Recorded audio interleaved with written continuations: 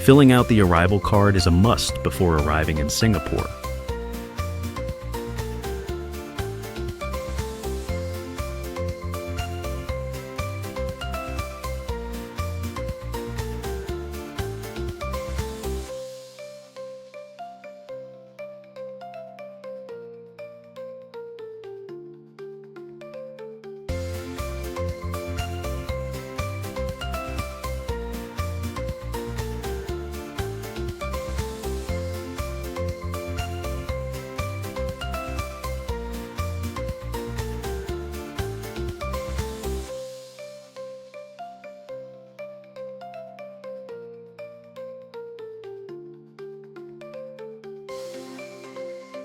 After submitting your SG arrival card, check your email for a confirmation from the ICA. This confirms your submission was successful and is important to keep for your records.